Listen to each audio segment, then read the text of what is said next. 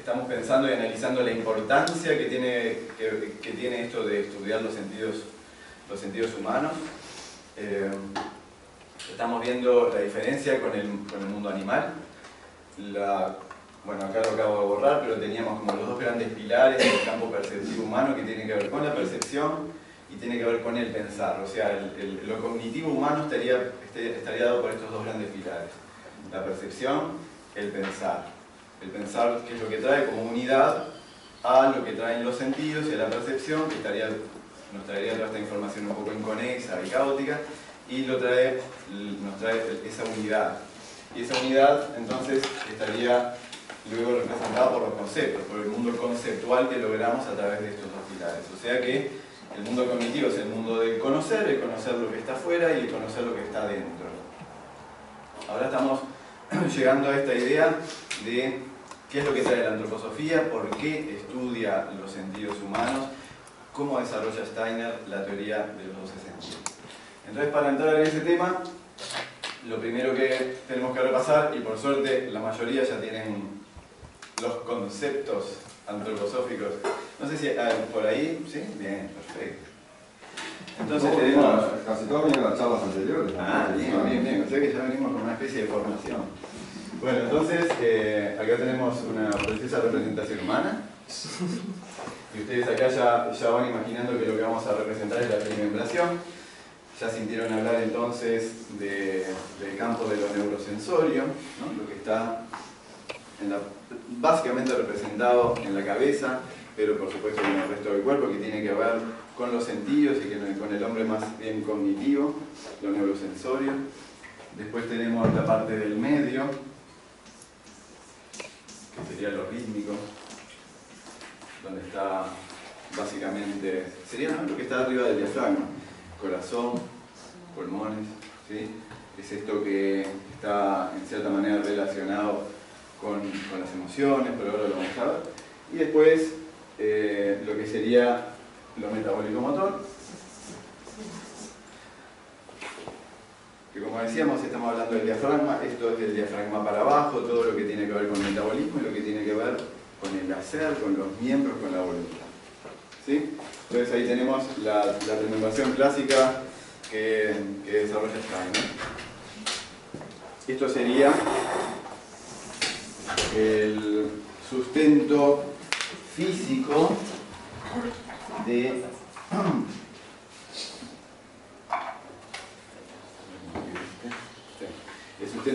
lo que sería el despliegue de lo anímico en el ser humano. Y el despliegue de lo anímico entonces sería que la parte neurosensoria tiene más que ver con el pensar. No se ve mucho. ¿No se ve? Echamos otro. ¿Este? Sí, mejor. Bueno, igual tampoco es tan importante que se vea. Son tres palabras que tienen que ver con el pensar. A veces sí. ¿Sí? La esfera del medio tiene que ver con el sentir. Esto es repaso básico de las cosas que ya saben. Y esto lo podemos ver en muchos lugares como el querer, y si hay un desprevenido es el querer que está relacionado con el querer hacer, con la voluntad y no con el querer del amor. Ese estaría más bien acá. Bueno, entonces acá tenemos el despliegue anímico de la trimembración, ¿sí? Por lo tanto, acá podríamos estar hablando en la esfera superior de un hombre cognitivo, básicamente, ¿no? En el medio estamos hablando de del hombre del sentir, más bien de la emoción.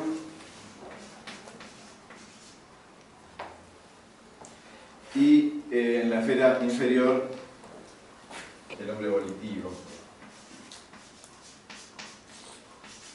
Por ahí podremos también hablar de hombre superior, hombre inferior, hombre del medio.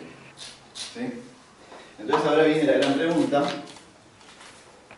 que es ¿cuántos sentidos tiene el ser humano, porque de ahí vamos a poder analizar un poco todo esto que queremos desarrollar. Entonces, clásicamente, tenemos los sentidos fisiológicos que se conocen por ahí, que todos conocen. Estamos hablando de 5 sentidos que evidentemente tienen que ver con órganos específicos, o sea que estamos basándonos en que existen órganos perceptivos fácilmente determinables, y en eso se ha basado clásicamente la ciencia natural, o bueno, la tradición, es decir, cómo percibimos el mundo. 5 sentidos. Capaz que quizás alguno que le haya interesado este tema ya vio que hoy por hoy esto está bastante caduco, ¿no? Y se está hablando de... ¿Sintieron alguna vez? ¿De cuántos sentidos se habla? Por ahí se habla de 17, de 20, yo llegué a ver hasta 26 sentidos. O sea que no, Dios verdad. Steiner se quedó pero en su momento, cuando Steiner habla de 12 sentidos, era como, oh, ¿qué es esto?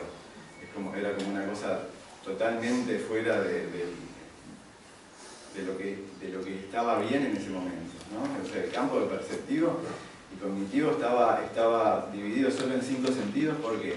Porque una manera de determinar y de discriminar cuántos sentidos hay sería, por ejemplo, ver cuántos sentidos anatómicos tenemos.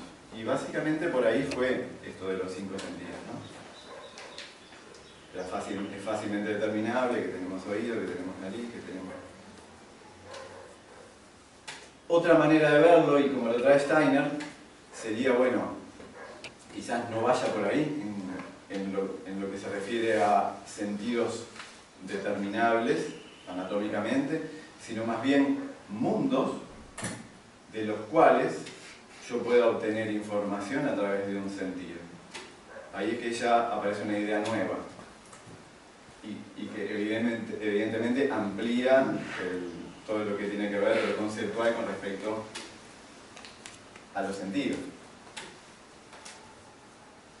Y ahí es donde Steiner desarrolla, después de desarrollar la trimembración, desarrolla la teoría de los sentidos. Esto ya estaba bastante asentado como una idea madre, una idea clave dentro de la antroposofía. El tema también, por supuesto, de la cuatrimembración, que ustedes ya sintieron hablar, el cuerpo físico, el cuerpo etérico, el cuerpo astral y yo. Y ahora viene el desarrollo justamente de los 12 sentidos. ¿Y cómo se juntan los 12 sentidos y por qué traigo lo de la trimembración? Porque Steiner hace una separación muy interesante, que y el 12 ya nos ayuda, porque tenemos 4 por teléfono, ¿no? Que es así. Que va a haber 4 sentidos relacionados con lo volitivo, que va a haber 4 sentidos relacionados con el mundo del sentir y de las emociones, y que va a haber 4 relacionados con el hombre superior.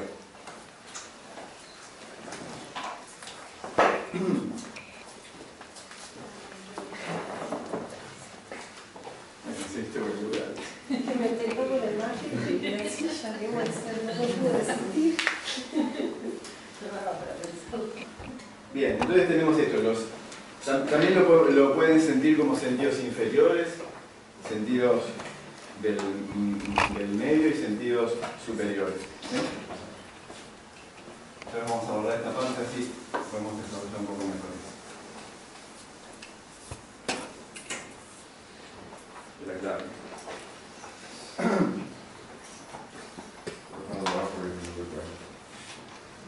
Entonces vamos a empezar por los sentidos inferiores, que son los sentidos volitivos, relacionados entonces con lo que dijimos que son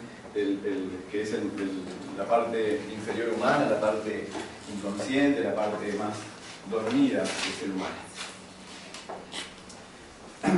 En este análisis del campo vivencial, entonces Steiner trae otra idea de trimembración, que sería: lo que el hombre tiene por conocer también lo podemos dividir en 3. Ese 3 sería el hombre propio, conocerse a sí mismo. Lo que tiene que ver con su propio cuerpo.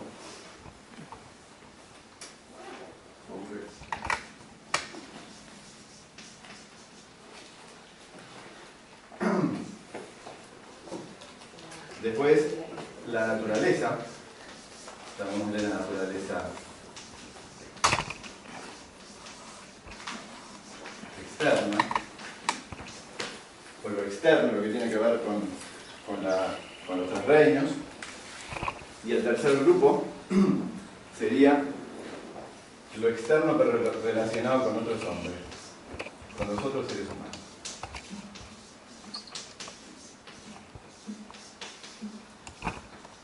Otros seres humanos. Entonces seguimos con esta idea de la trimembración, que como ven está conectado con lo que habíamos puesto de este lado, pero ahora vamos viendo cómo. ¿Por qué? Porque lo que tiene que ver consigo mismo, como estos sentidos que tienen que ver con conocerse a sí mismo, están relacionados con el hombre volitivo, con el hombre dormido, con el hombre que se percibe a sí mismo. ¿Sí? Seguimos avanzando en el PowerPoint.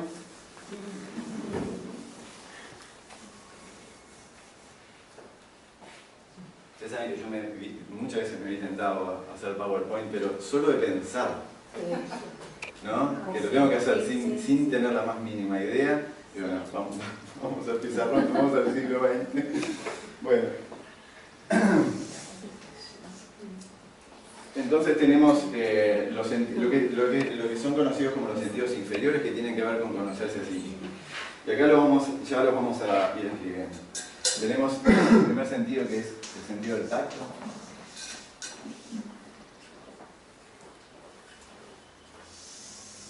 Vamos a hacerlo así. Tenemos el segundo sentido, que es el sentido vital.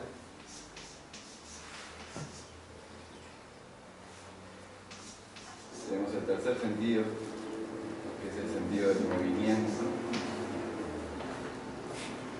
Y el cuarto es el equilibrio.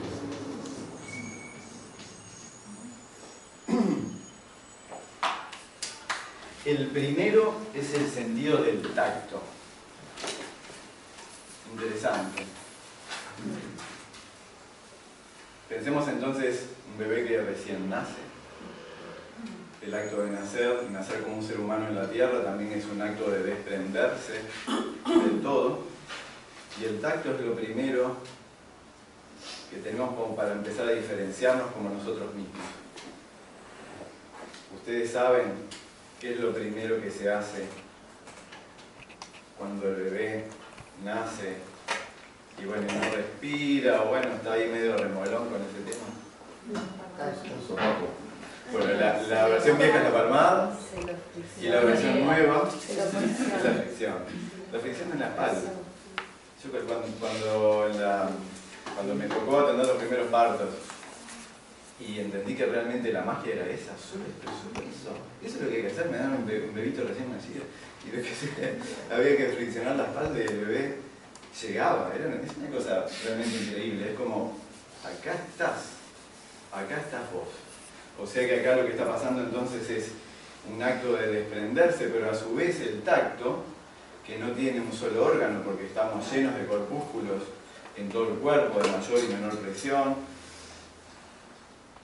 El tacto también a su vez es el sentido que nos ayuda a volver a ser parte de. Y por eso es tan importante, ¿no? Esto de sentirse tocado, esto de sentirse mimado, lo importante que es para el bebé y para su desarrollo neurológico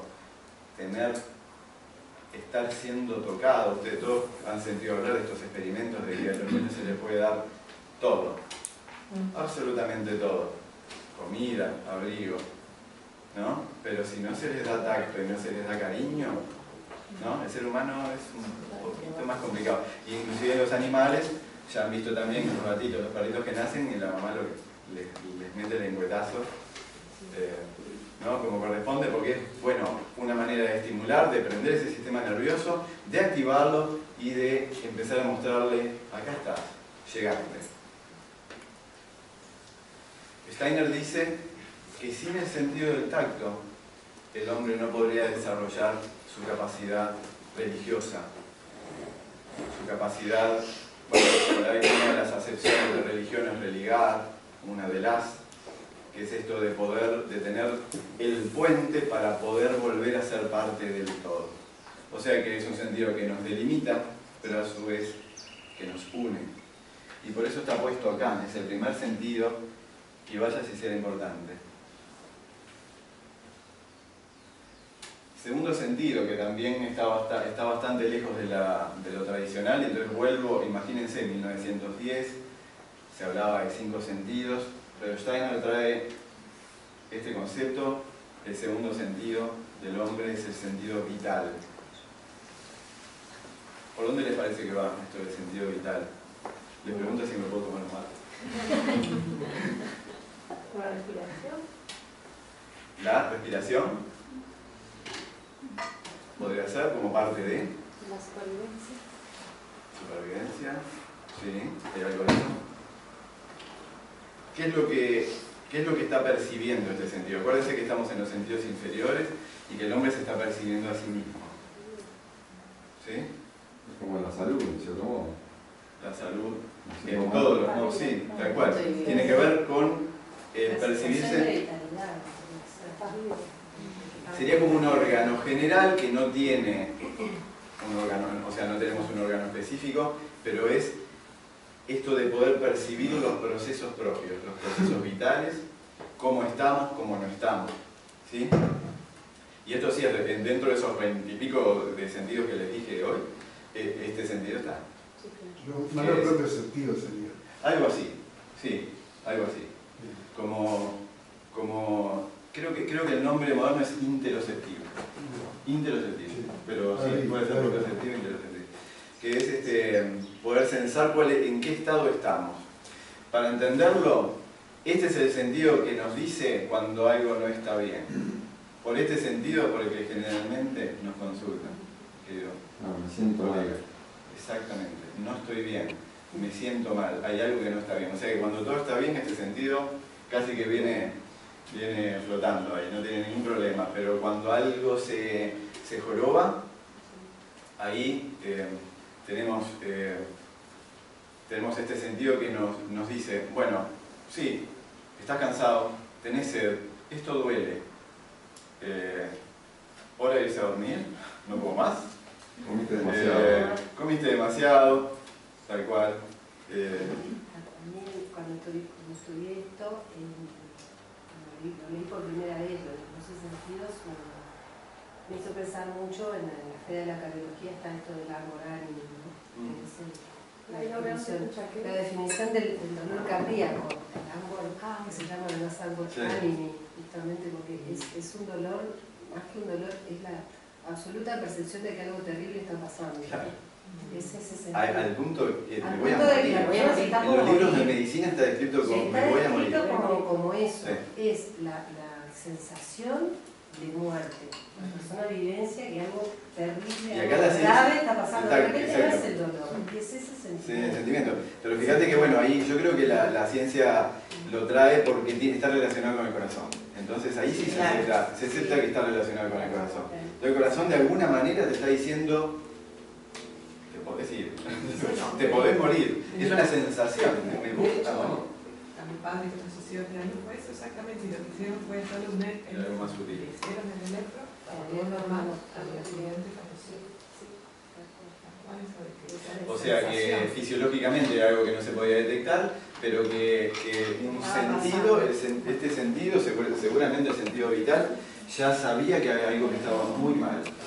Entonces, no hay un órgano o sea, único. Podríamos decir que el hígado tiene que ver, porque el hígado está sensando qué pasa con el azúcar, qué pasa con la sed, o sea, tenés que tomar agua, no tenés que tomar agua, el corazón, los riñones, o sea, hay como si hubiera una especie de órgano perceptivo que lo que está sensando en última instancia es lo que nosotros en la antroposofía conocemos como el cuerpo etérico. O sea, está sensando el cuerpo etérico, este cuerpo de la vida, este cuerpo que nos anima. Eso es lo que está alterándose. Bueno, vaya si sea importante, y con el nombre lo dice todo, porque vital significa, sin este sentido sería absolutamente imposible sobrevivir, ¿no? Si vos no te das cuenta que tenés que tomar agua, que te tenés que alimentar, o que tenés un dolor muy fuerte, no hay manera de que el cuerpo pueda seguir adelante, es imposible. No tiene que ver solo con un momento vital, ¿no? Sino con buscar equilibrio. Claro. Se me baja la presión de golpe, La presión y sería esa sensación de que tengo que hacer algo. O sea, Exactamente, o sea, estamos, que necesito en realidad, parar. mira, estamos todo el tiempo haciendo algo para que nuestro sentido vital esté tranquilo y contento, porque si no nos va a decir, así no. ¿Está bien? Entonces, en cierta manera, y si lo mirás de una manera un poquito más profunda, también podríamos decir que sin el sentido vital, el hombre no podría aprender. O sea, sin dolor, sin cansancio, ¿podríamos desarrollarnos como seres humanos? ¿Podríamos aprender? ¿Podríamos superarnos a nosotros mismos? En realidad sería mucho más parecido a un Dios. Y si sos un Dios no tenés que aprender nada. Pensar que tiene que ver con lo instintivo también. ¿Con lo instintivo? Sí, también con lo que tiene que ver con la supervivencia, ¿no? Sí, sí, lógicamente, seguramente los animales tienen su sentido vital absolutamente desarrollado. Sí, absolutamente. Un ejemplo de cuando justamente no encontramos el sentido vital es el caso en los pabellones psiquiátricos, cuando un psicótico, un esquizofrénico típicamente se empieza a consumir el cigarrillo, se empieza a quemar el dedo y no tiene ninguna autopercepción, no llega a su conciencia esa alarma, digamos, ¿no? Entonces probablemente podemos pensar una situación de verse desprovisto desde el comienzo de la vida y bueno, los resultados que generan. Sí, si esto no está sano. O sea que estamos todo el tiempo censando nuestra propia constitución, nuestro propio cuerpo etérico, y esto nos ayuda a mantenernos en este estado. Claro, cuando hay bienestar, está casi calladito, pero en realidad el hecho de que esté callado no significa que no está todo el tiempo actuando, ¿no? Bien, después viene el sentido del movimiento. Cuando decimos el sentido del movimiento, en algunos lugares lo pueden ver como sentido del movimiento propio. Creo que es el sinestésico, ahora se me... Sinestésico. Que este también está dentro de los 20 y pico de ahora, que es esto de poder captar que nos estamos moviendo y que tenemos, a ver, si cerramos los ojos, hacemos la clásica prueba, aparte de estar sensando el equilibrio, nos estamos dando cuenta sin mirar, ¿no? Tenemos como una propia percepción de que nuestro brazo se está moviendo y lo estamos pudiendo direccionar, ¿no?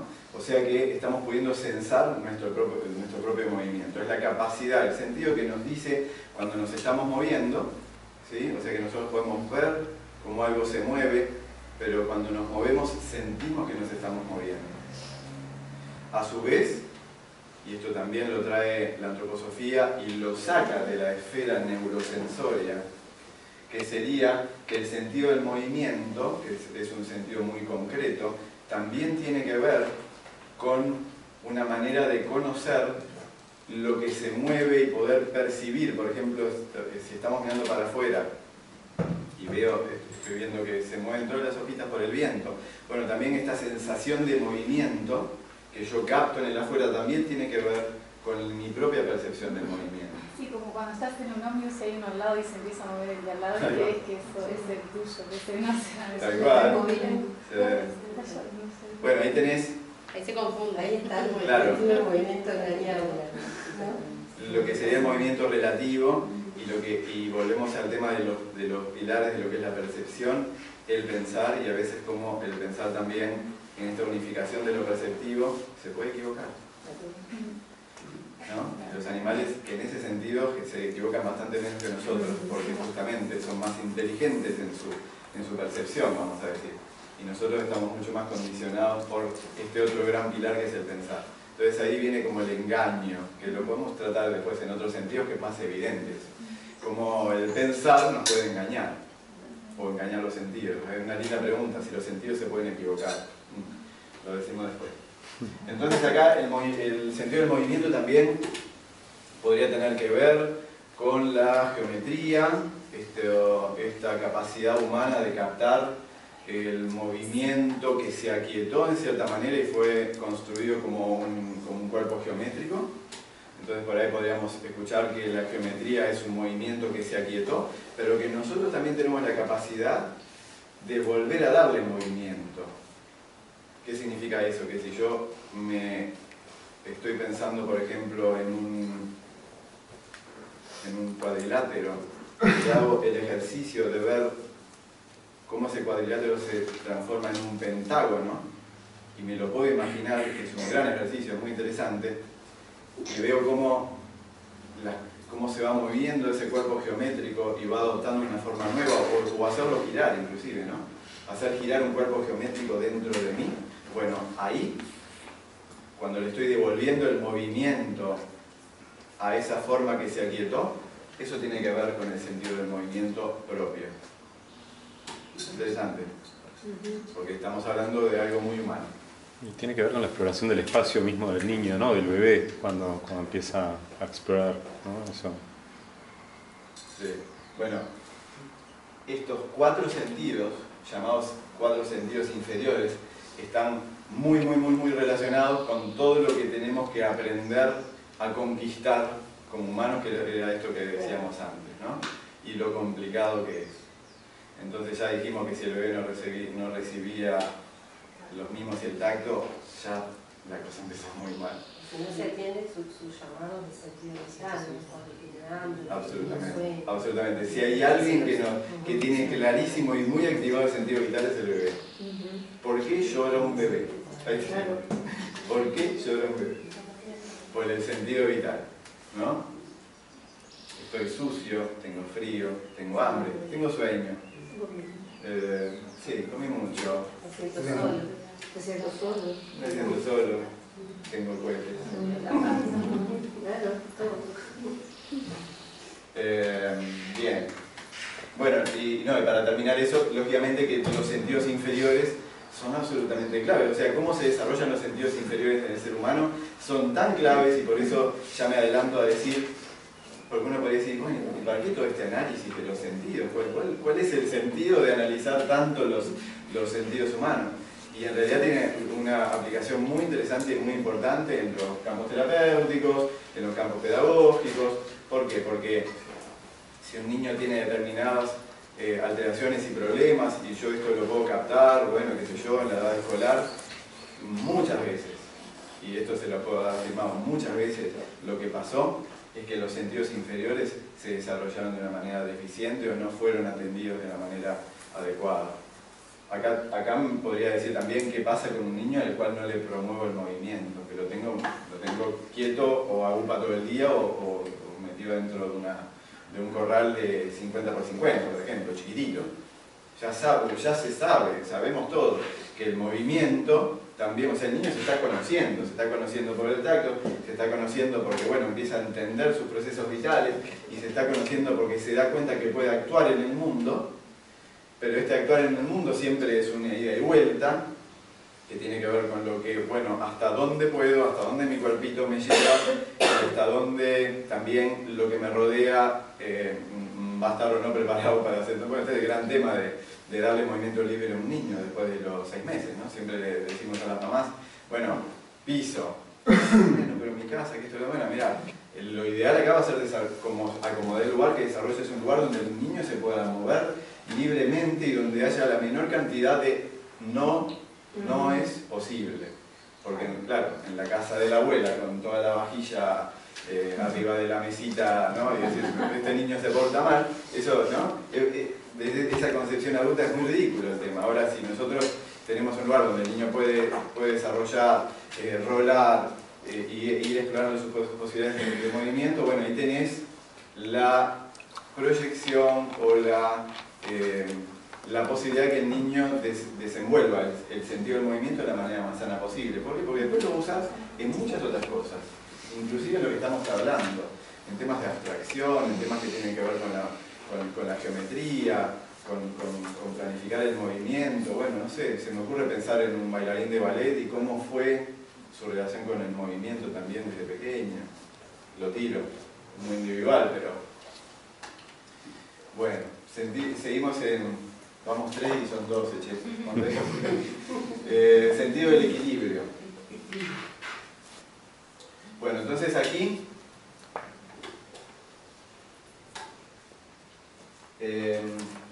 nos desprendimos del todo, empezamos a censar nuestra casa, estamos viendo cómo está nuestra casa, estamos viendo las posibilidades de nuestra casa, de que nuestro propio cuerpo y nuestro propio hogar, cómo interactúa con el mundo a través del movimiento, cómo puede desarrollar actividades volitivas. Este es el órgano, digamos, volitivo por excelencia.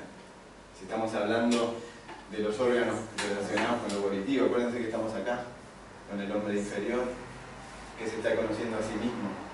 ¿Sí? Pero aquí ya tenemos una cosa interesante que es como esto de empezar a salir un poquito de mí. ¿Y por qué el equilibrio podría estar relacionado con esto de salir un poquito de mí? ¿Por qué se les ocurre con respecto a eso? Voy a hacer preguntas para tomar mate.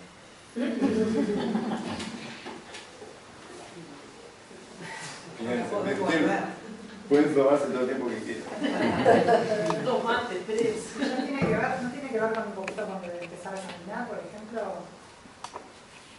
Bien, sí. Verticalizarse. Sí. Erguirse primero. Erguirse, claro. Y esto de erguirse, que es tan típicamente humano, como plantarse en esta posición arquetípica humana, de estar erguido y de tener esta posibilidad de captar la conciencia de sí mismo a través de la posición erguida. ¿Sí? Pero no estoy solo ahí. Porque sí o sí necesito algo para entrenar, por supuesto que en las anteriores también, pero en este caso, sí o sí preciso algo que es externo a mí, una superficie dura y que esté firme y que sea una plataforma confiable para yo poder desarrollar el equilibrio. Porque todos sabemos, ¿no?, que esto tiene que ver con el oído interno y bueno, cómo esto se va desarrollando, pero si yo no tengo esta superficie dura, confiable, que es la tierra, que es donde el ser humano se para, bueno, entonces esto ya empezamos a pisar la tierra en el sentido de que acá me paré, pero este es mi hogar. Mi hogar es la tierra. Entonces este podría ser un sentido. Steiner lo nombra como si fuera, que es un sentido que sería como un ojo que mira el centro de la tierra. Habitatorio. Exactamente, porque la gravedad también tiene que ver con eso. O sea, somos seres que vivimos en la gravedad. Y fuera de la gravedad se nos arman unos líos bárbaros y ahí está la NASA tratando de ver cómo un ser humano sobrevive X tiempo fuera de la gravedad, pero un bebé podría nacer y desarrollarse como un ser humano si nace en esa nave sin gravedad. No. Capaz ellos lo están experimentando, ¿no? Con algún animalito o algo, ¿no? Sí. No sé. No sabemos. Ese es como el que cuesta más desarrollar en la infancia, ¿o no? O por el propio movimiento del niño es como una búsqueda de experimento todo el tiempo, tratar de experimentar hasta en dónde sí, en dónde no. Absolutamente, yo lo veo muy relacionado con el movimiento, y como todo el movimiento tiene que ver con el equilibrio y el equilibrio tiene que ver con el movimiento, pero es algo que vos vas desarrollando en un punto tal que como ser humano, se me ocurre por ejemplo lo de la bicicleta también, ¿no? Como decir, bueno, hay un momento en que uno aprende a andar en bicicleta y no hay marcha atrás, no puedes desaprenderlo, ¿no? Es muy interesante, como que logré captar esto, ¿no?, en relación con la dinámica del movimiento de las ruedas, con determinada velocidad, con esto, con el otro. Yo me acuerdo, ¿no?, empujando a mis hijos hasta ahí se me dice, puedo. Bueno, muchas veces después la escena siguiente. Claro, sí. Viste que entonces ese efecto, como es esta evolución que se hizo con la bicicleta, que es interesantísima. Antes era con las rueditas. Sí. O sea, en la ruedita, de alguna manera. Y ahora son las patitas. Ahora no tiene rueditas. Igual creo que igual se las ingenian, ¿no? Pero no, bueno, pensé que te ibas a referir a las bicicletas de madera. Claro, eso, que no tienen Las bicicletas ruedita de madera, pero no tiene pedales. Entonces, en realidad vos lo que estás haciendo es ya este ejercicio de balance. Es un balance. Cuando en realidad pasan a la con pedales, supuestamente no usan rueditas. Y tiene una metáfora en esto del adentro y del afuera también, me parece lo del equilibrio, ¿no? O sea, como ir sondeando el mundo y ver cómo me puedo empoderar del mundo y a su vez cómo yo voy haciendo un autoconocimiento de eso, ¿no? O sea, cuáles son mis límites, un poco lo que decía al inicio. Sí. Todos los que hacen terapias de movimiento, estoy pensando en vos, y en lo que tiene que ver con el equilibrio, yo he entrado en contacto con bueno, no manejarla mucho, pero sí ver la importancia del equilibrio también en los niños más grandes y cómo volver a trabajarlo también, ¿no? Pero en general, y muchas cosas que tienen que ver con la pedagogía curativa, que no sé si han sentido hablar de eso, es como una rama dentro de la antroposofía que a través de lo pedagógico también tiene como un aspecto curativo para determinadas situaciones. En realidad, muchas, te diría que la mayor parte de las veces, lo que se trabaja es retrabajemos los sentidos inferiores, retrabajemos el tacto, retrabajemos el movimiento, retrabajemos el equilibrio, como elemento terapéutico, terapéutico para niños que, bueno, que por determinados motivos no lo desarrollaron correctamente, decir, bueno, a ver, no reptaste, no gateaste, está bien, 6 años, 7 años, has reptado, vamos, ¿no? Eso que no pudiste hacer, vamos por ello. Sí, vamos, 50 años también. 50. ¿Sabes qué está el método, no sé si lo escuchaste en Brasil, el método Padovan? No.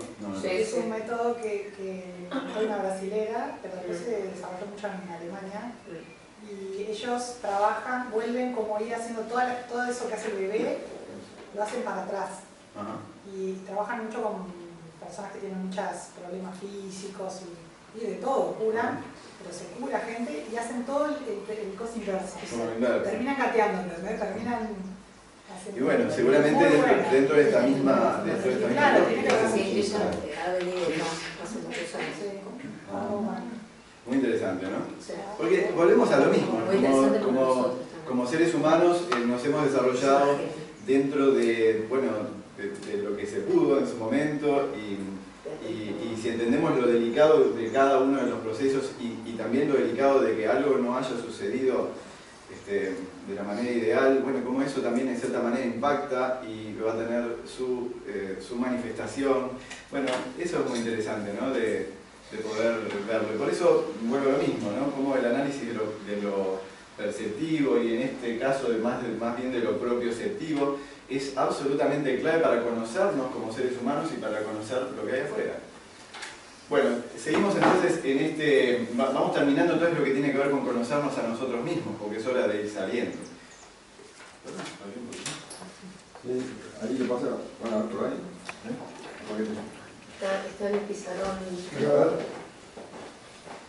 No, ahí está, acá no se está. ¿Abrís esa? Está. Ahí. Recorro un poquito el aire. Bien. Membración. Y vamos entonces al hombre medio. Acá ya estamos saliendo del hombre interior y estamos, recuerden que dijimos que estos sentidos tienen que ver con el conocimiento de la naturaleza externa, de la naturaleza exterior. ¿Sí? Entonces acá tenemos 4 sentidos. Esta se ve, ¿no? Sí. Bueno. Acá viene el olfato. Acá viene el gusto.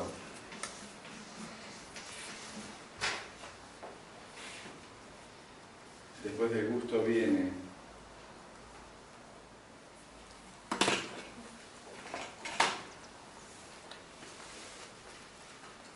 se me chapoteó. Suerte que tengo esto, ¿no?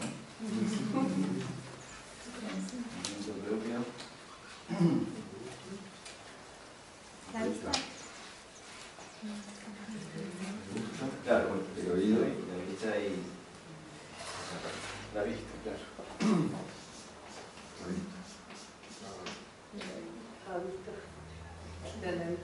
y calor. Entonces acá tenemos 3 relacionados, esto sí tenemos sentido para captarlos, entonces estamos más tranquilos. Y bueno, el calor ya es bastante más interesante. Pero bueno, vamos con el olfato entonces. Acá sí, ya el mundo exterior llega hacia nosotros, no podemos evitarlo, las partículas gaseosas o partículas en suspensión, vamos a captarlas a través del olfato. Nos invade, no podemos decir que no. Intentamos un lugar con un olor muy feo. Nos hace correr a veces. Nos hace correr. O sea que a ver, nos invade profundamente, pero también al ratito ya te acostumbraste. Realmente, si estás en un lugar con un olor nauseabundo, y las personas que trabajan en lugares con olores nauseabundos o olores muy ricos también, porque puedes sentir un perfume, pero lo sentís un ratito. O sea que es algo así como, quizás en su diseño tenía que ver con, bueno, sentir algo, pero que después no esté todo el tiempo, digamos, impactando, ¿no? Sí, es como el olor de nuestra casa no lo podemos sentir. Exacto. Y el que llega así. Exacto. Ese pasa, por ejemplo, en las casas donde hay perros y animales, ¿no? Todo el mundo se divide en las personas que tienen perros dentro de su casa y los que no. Y entonces, cuando llegas si sos de los que no, llegas a una casa que tiene perros y te das cuenta enseguida. ¿No? Porque fuma. Porque fuma, exacto. Entonces, este sentido también es un sentido... Bueno, recuerden que estamos en los sentidos del medio, en los sentidos que tienen un impacto sobre el hombre más de carácter emotivo. Estos 4 sentidos, es curioso porque están relacionados con el conocimiento de la naturaleza exterior, pero también tienen un impacto sobre el sentir humano. Y si pensamos en el olfato, no sé ustedes, a mí se me viene la idea de cómo evoca un olor, cómo evoca situaciones del pasado y de la infancia, ¿no? Lo emocional, ¿no? Lo emocional. Sí, reflexión, repulsión. Por ejemplo, pero también en realidad iba a esto el olor de la cocina de mi abuela.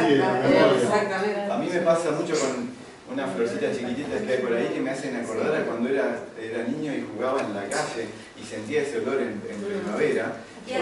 Cuando siento la tierra mojada, cuando siento ese olor es como, wow, si estoy como en el momento correcto para hacerlo, es decir, wow, ¿no? Es un viaje en el tiempo. Es muy emotivo. Junto con el tacto, el olfato, ¿no? También. Cuando nace, el enseguida olfato su mamá es quiere exacto, cómo olfatea a su mamá. Este sentido es muy instintivo también, ¿no? Extremadamente instintivo. Y en realidad nosotros como humanos lo tenemos bastante poco desarrollado, quizás lo indispensable, pero sabemos que muchos animales lo tienen muchísimo más desarrollado y también podríamos hacer desarrollar esta idea de que cuanto más desarrollado el sentido olfativo, ese animal tiene más de instintivo, más de cercano a la tierra, ¿no? Es como, imagínense los seres que están, ¿no? casi manejándose con el olfato, en contacto con la tierra, estos animalitos que están abajo de la tierra, que no tienen muy desarrollada la vista, ¿no? Como súper instintivo. Y nosotros que ya hicimos esto, nos alejamos de la tierra, desarrollamos el pensar y el olfato en cierta manera también se alejó un poquito de lo que sería el cerebro, estamos como, bueno, está ahí, pero tampoco lo tenemos muy desarrollado. Eso sí, el lenguaje popular, que siempre es muy sabio, nos dice, esto no huele bien, ¿no? Tal cual. Y eso también tiene que ver con algo, con una sensación, es decir, esto no viene bien, no huele bien, como que hacemos estas asociaciones, ¿no? Muy emotivas, si se quiere, y muy instintivas también, porque no está relacionado con el pensar, está relacionado con que esto no huele bien. Bueno. Perdón, ¿por qué no está el oído ahí? Porque todavía faltan 4. Lo hubiera puesto ahí, por eso. Está en el otro kiosco. Y vamos a ver por qué también. Porque ¿no? Esto de la tribulación y los 4 y por qué, bueno, interesante y bien. Voy a hacer lo mejor posible para explicarlo. También muy protector el olfato, ¿no? Como esa protección a lo peligroso. Claro, claro. ¿Sí? Bueno, acá no. olés el alimento. Oler el Una cuadrera no lo como. Oler el alimento. O esto es muy... una semana. Por eso lo instintivo también, ¿no? Claramente acá si esto tiene que ver con algo que yo voy a comer, claramente, y es bastante curioso ver cómo hay animales que eso lo manejan de una manera muy diferente, porque seguramente lo que vos ya tiene 2 o 3 días en la heladera y vos se lo haces al perro y el perro, mira, ¿no? Eso es una fiesta, o sea, no tiene no tiene tanto reparo. Sabe que está bien, no será tan rico, pero no me va a hacer mal. ¿No? Como que va por otro carril el tema, aparentemente. ¿Cuándo empieza el filtro, no? Capaz que lo saco el tema.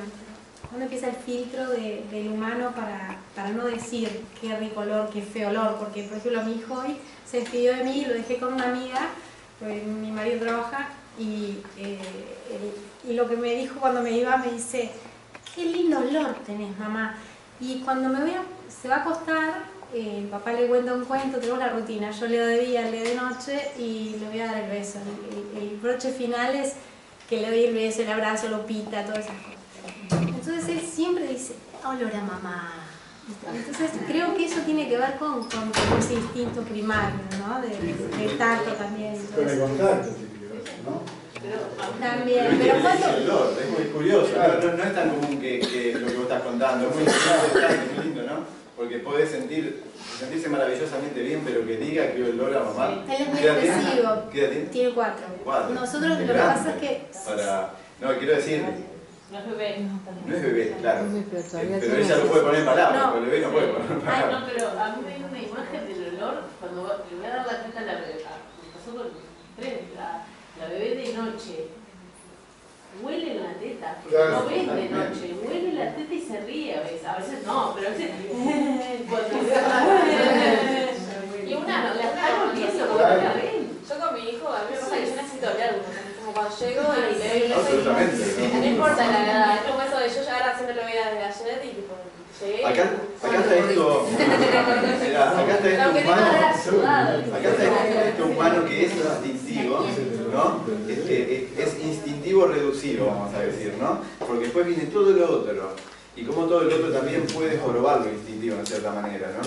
Por eso que en el embarazo, en el parto y todo eso se trata de rescatar lo instintivo, porque es algo como que al tener toda esta complejidad del pensar y de nuestro mundo conceptual, cómo se complica nuestras actividades que tienen más que ver con lo instintivo y cómo de alguna manera está bueno rescatar en algunos casos, o hasta dónde rescatarlo también, ¿no? Porque somos humanos.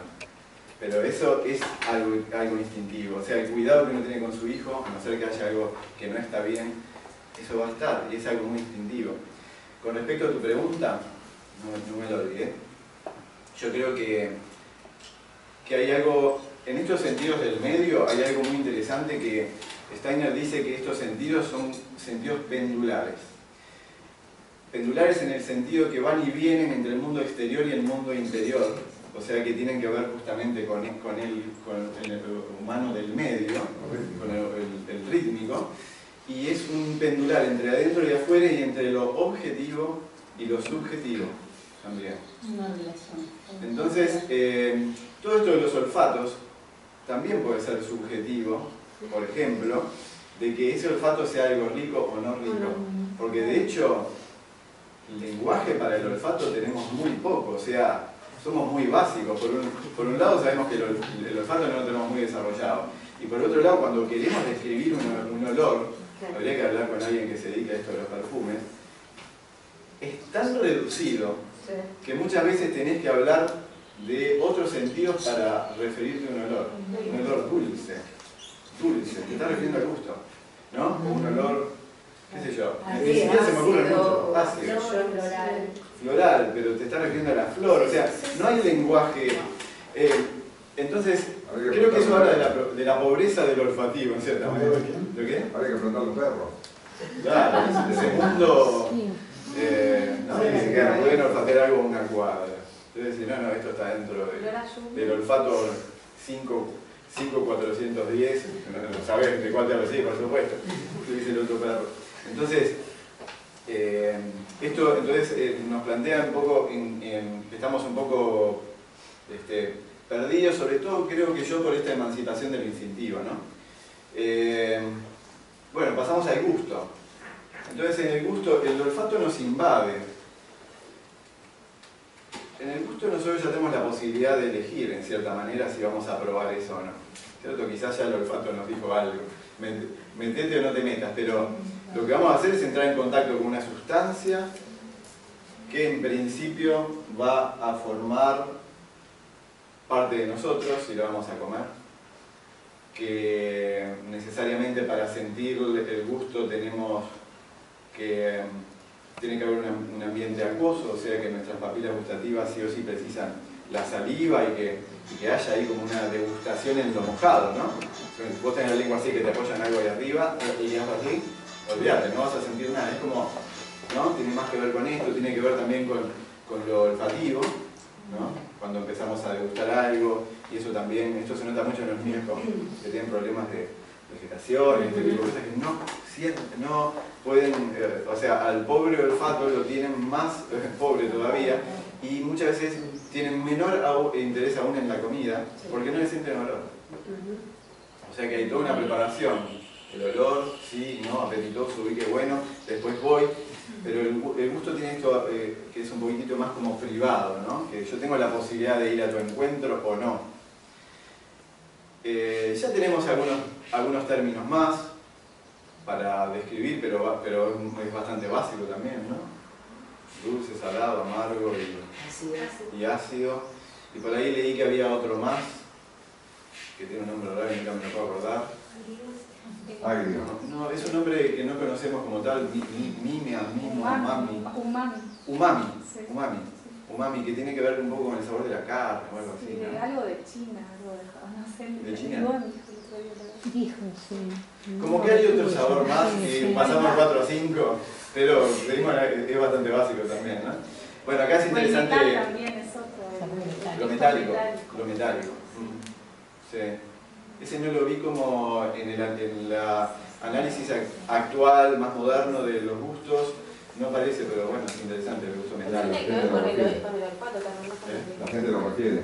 Sí. Mucho también cuando estás como mal, tenés una cosa mal, sentís un gusto metálico. Mucho metálico en la boca, ¿cierto? Pero eso porque también se usan muchos metales en la boca. Y los metales se corroen, entonces van navegando. Sí. Entonces, en realidad sentís gusto metálico porque seguramente tengas metales en la boca que están pero en la saliva haciendo, y bueno, y además que hagas electroorganismo, o sea, entre metales que... Pero igual hay gente que en el curso de algún proceso infeccioso o algo, siente como...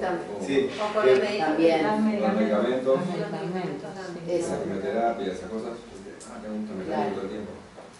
Sería interesante relacionar si no hay metales, hay metales, si en ese estado hay como más solvencia, digamos, como que se pueda...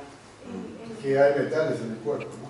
Lógico. El umami tiene que ver con el Y que hay metales en el cuerpo. Glutamato. Sí. Sí. Bueno, seguimos. Sí. Estamos en el grupo, bueno, y acá tenemos un gran guardián que es la lengua, ¿no? La lengua, con sus papilas, con el movimiento también, o sea que acá ya hay varios sentidos que están, porque la lengua tiene como esta particularidad de ser un órgano multisentidos en cierta manera. Se mueve, sensa, tiene mucho tacto, ¿no? Entonces, ¿cómo están odontóloga? ¿Cómo están sus dientes? Lo primero que hago. Tienes una cosita que la lengua está choleando ahí todo el tiempo. Tengo una cosita. Totalmente, la lengua es súper perceptiva en eso, ¿no? ¿Cómo molesta? Si vas. Entonces seguimos el gusto, en fin último, lo que debería sería decir esto está bien para que yo lo ingiera o no, si tenemos que simplificar mucho, pero bueno, el ser humano, como tiene dos grandes pilares en su mundo cognitivo y también tiene el pensar, lo ha hecho mucho más complejo, y ahí el desarrollo de la gastronomía, de la cocina, y de cómo esto se ha complejizado de una manera tal que es impresionante, ¿no? Y como también uno va como poniéndose como más exquisito con respecto a esto, ¿no? Si le interesa desarrolla. La búsqueda del placer. Sí. Como que ya, en cierta manera, se superó esto más de sobrevivencia y ahora hay algo de eso. Bien, vista. Bueno, entonces ahora sí. Llegamos a la vista, gran vedette de las épocas actuales. Si tuviéramos solo gusto y olfato, podríamos hacer este ejercicio de imaginarnos cómo sería nuestro campo cognitivo solo con el gusto y el olfato. Y por ahí leí que si fuera solo así estaríamos en algo más, como una conciencia bastante más dormida. Pero cuando viene la vista y el mundo viene a nosotros a través de la vista, es como despertar. Bueno, es esto de despertar también, ¿no? Abrir los ojos, despertate, abrir los ojos. Dicho popular, no solo en la mañana, sino abrir los ojos y ver lo que está pasando, ¿no? Es como si fuera una especie de shock de realidad. Entonces acá ya no estamos hablando de un sentido del cuerpo que se desvitalizó, una parte del cuerpo que se desvitalizó para poder traernos información de algo, sino aparentemente el propio cerebro va al encuentro de algo, como que sale, ¿no? Como que los ojos sí están muy cerquita del sistema nervioso central y parece como si fuera una extensión del cerebro, ¿no? Es más, nosotros cuando hablamos con alguien nos miramos a los ojos porque a su vez también es como una ventana a esa persona, mirando los ojos a todos. Una ventana al alma, si se quiere, ¿no? O sea que también tiene esto también que decíamos de ir para adentro y para afuera, porque va para afuera para captar, pero también podemos captar a algo o a alguien a través de los ojos.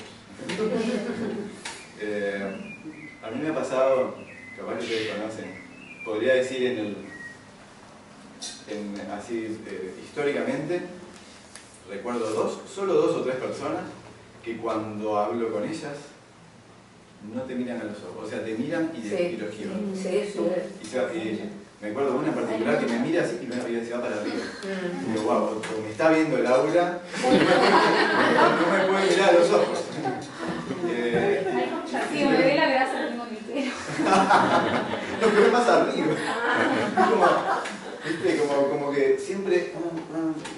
Y es curioso, pero traigo esto porque en realidad cuando entablamos contacto con alguien, nos miramos a los ojos.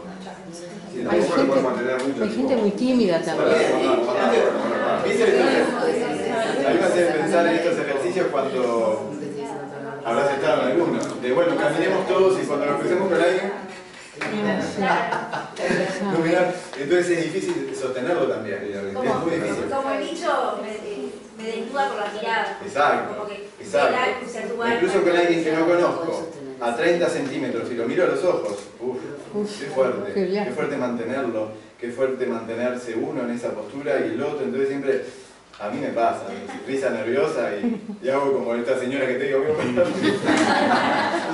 eso es un entrenamiento. Es entrenamiento. Porque también hay ejercicios que podés ponerte a mirar al otro y el otro se deja mirar, digamos.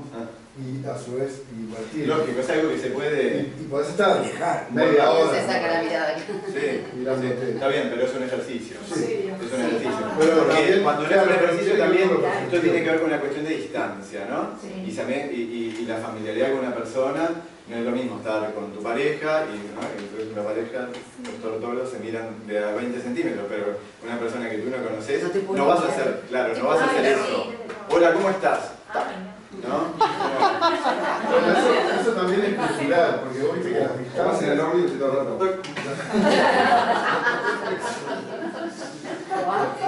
Eso es cultural, porque digo, ponele, vamos a traer un ejemplo. En Brasil el contacto o la cercanía es mucho más que aquí. Y en Inglaterra es mucho más lejos. No solo tiene que ver con la cultura. No te mira. En carnaval no es otro visual. Más que la proximidad física, lo que estábamos hablando esto de la cualidad de hasta dónde te dejo que me mires, porque vos estás percibiendo que el otro te está queriendo percibir a través de la vista, no de los demás sentidos. Es la vista la que te contacta. Claro, y es eso que traías que es como que te sentís desnudo también, opa. Como que sí. estás Hasta dónde te habilito que sacando. eso te dice, ¿qué me miras? Un momento que me estás invadiendo con tu mirada. ¿Qué me miras? Yo siempre me acuerdo de un amigo, viaje de juventud, Salvador de Bahía, y no sé, había un personaje que vendía coco en la playa, tal, Rastafari él, con unos lentes grandotes, parecía Peter Tosh, ¿no? Imagínate a Peter Tosh con esos lentesotes, y yo estaba con un amigo que era muy, muy fuerte, bueno, el amigo mío hasta el día de hoy. Entonces era como nosotros éramos medio jovencitos y este tipo como que nos imponía ese respeto, ¿no? De esta imagen así, ¿no?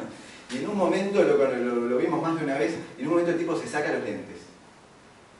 Y mi amigo lo ve y dice, ¡oh, ahora sí que te saco! Era como diciendo, era esta figura que tenés armada partiendo los ojos, ahora ya no te la creo más, como diciendo, ahora que te veo los ojos, deja. Los famosos lentes negros, te ponen los lentes negros, claro, era como, bueno, ahora ya entendí por dónde venía la mano. El tipo, no, esos lentes así, esa cosa.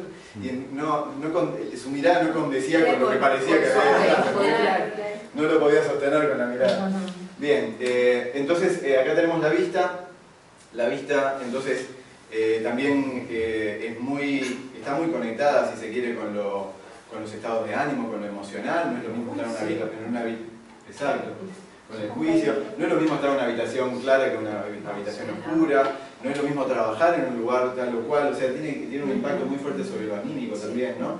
Y está íntimamente relacionada también con la luz y cómo la luz impacta en los objetos. Y bueno, si hacemos en el análisis de qué es lo que percibimos luz que rebotó, ¿no? en los diferentes objetos que absorbieron más o menos frecuencia lumínica, y eso es lo que va a impactar sobre nosotros.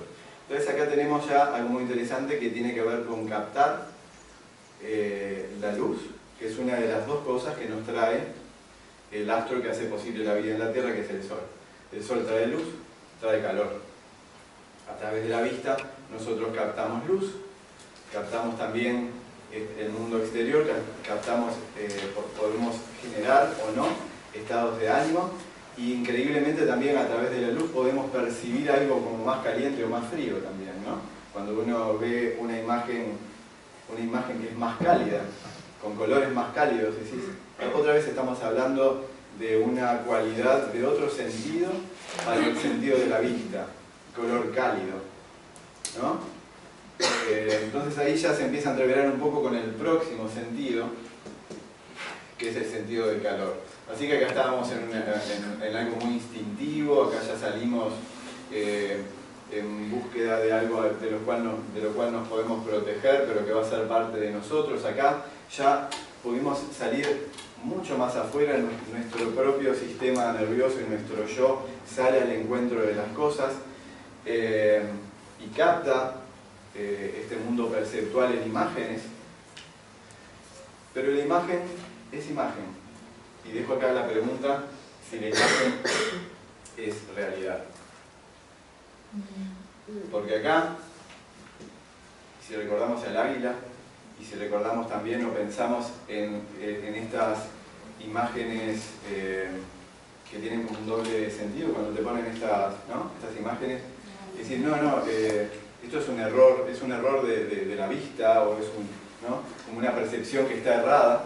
Y ahí, volviendo a lo de los pilares, podríamos decirlo de otra manera, y en la vista esto es muy significativo, y es que en realidad no es el ojo el que se está equivocando, sino la manera del pensar y cómo lo está procesando, ¿sí? Y esto hay 1000 ejemplos, ¿no? Por ejemplo, que te pongan estos ejercicios que son todas letras iguales y hay una que no, y vos no la encontrás. Finalmente el ojo la estaba viendo, pero no la pudiste, tu pensar no lo pudo encontrar. No pudo hacer este concepto de encontrarlo, o mismo esto de darle concepto a esto de las copas, ¿no? ¿Recuerdan los perfiles y la copa? Bueno, lo armamos nosotros, nuestro pensamiento. violeta o sí. el equilibrio mundial, ¿no? Sí, tal cual, tal cual. Hay decisiones Que te hacen sentir medio daltónico, ¿no? Pero en realidad es como esta pequeña diferencia de lo perceptivo. Uno lo percibe hablando y la otra mitad. Increíble. Y entonces ahí viene esto de cómo también nuestro pensar arma y quién es el que se equivoca, si es el sentido o es nuestro pensar al armar el mundo conceptual, ¿no? Y ahí es donde esa trampita en la que caemos muchísimo más fácil. Entonces ahora pasamos al calor. El calor como el otro elemento absolutamente clave para la vida. Donde hay calor, hay vida, hay movimiento, hay transformación. Donde hay frío, no.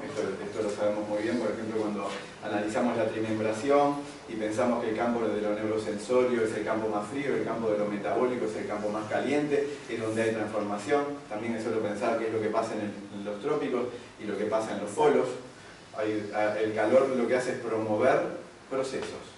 La fiebre es una promoción de procesos. Si no lo hubiera, todo quedaba igual a como estaba. O sea que el calor viene a traer algo que tiene que ver con la transformación y tiene que ver también con una realidad inherente de las cosas. Las cosas están impregnadas con más o menos calor. Y nosotros vamos a captar eso de manera también subjetiva y nos podemos llegar a engañar porque nosotros también tenemos nuestro propio cuerpo calórico. Y a mí esto me parece muy interesante porque esto como sentido es muy difícil de determinar. El sentido del calor. Es verdad que hay corpúsculos, pero hoy me parece que estamos medio, así la ciencia natural está un poco entreverada con esto. Porque no hay un órgano que capte el calor. Y en realidad el calor, lo calórico o lo más frío lo captamos en relación con nuestra propia temperatura. Y nuestra propia temperatura está muy determinada y si te salís un poquitito ya es muy problemática. ¿No? Estamos hablando de 37 grados, 36,5, 37, tenés medio grado más y estás en la... bueno, no todo, pero ya podés estar muy mal. O sea, de lo perceptivo ya podés estar muy mal. O sea que acá, me parece que este es un concepto de la antroposofía, es muy interesante, que nosotros tenemos un cuerpo calórico y que este cuerpo calórico es un todo que nos rodea también y que hace parte de nuestra propia corporalidad y que cuando va al encuentro de algo que no tiene la misma temperatura lo podemos captar.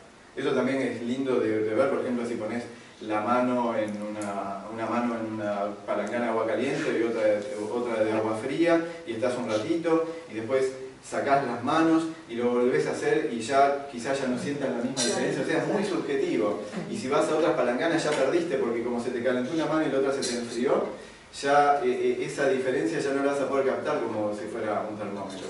Eso sí, las manos de la mamá son muy buenas para captar. Pero siempre con respecto a la temperatura propia. ¿No? Sí, por eso es así, ¿no? Exacto. Sí. El gesto es...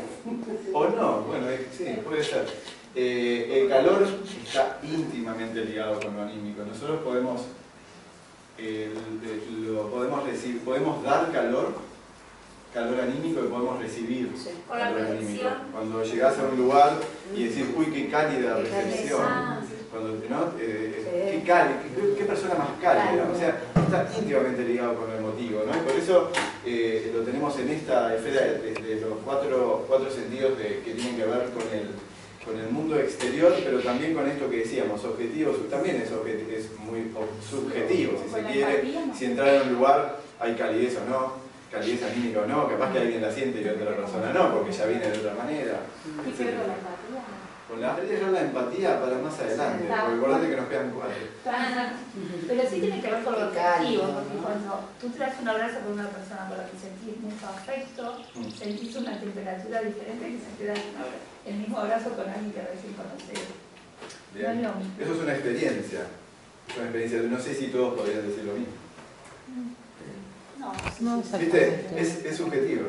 No, exactamente. Es subjetivo, pero está bien, claro, porque hace parte de tu campo vivencial. Claro, y lo que vos dijiste al principio de que lo asociaste con la realidad.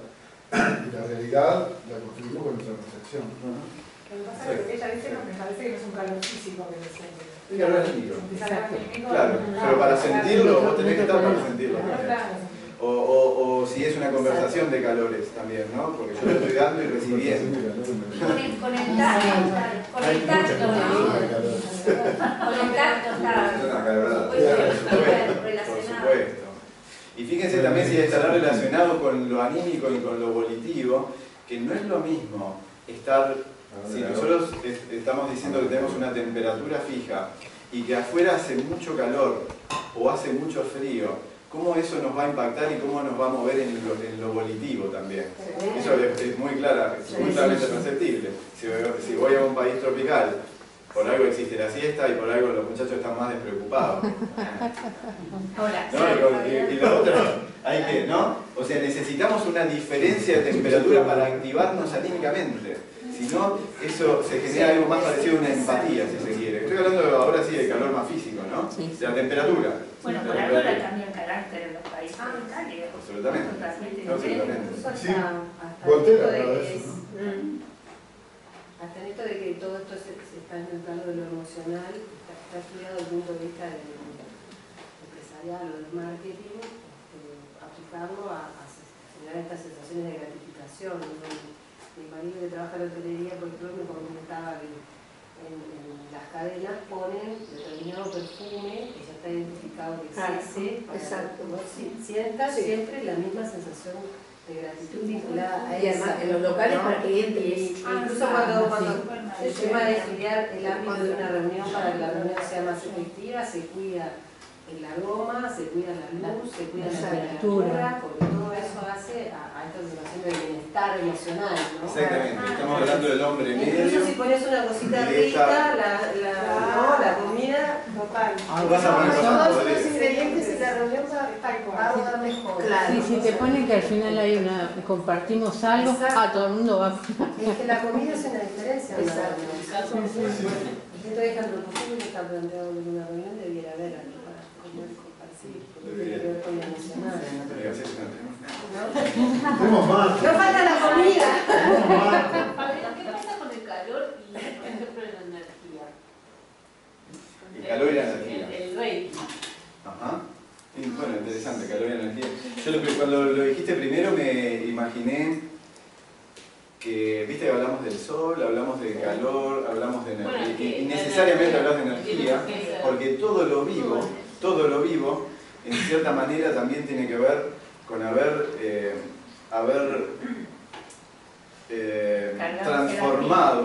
transformado energía del sol.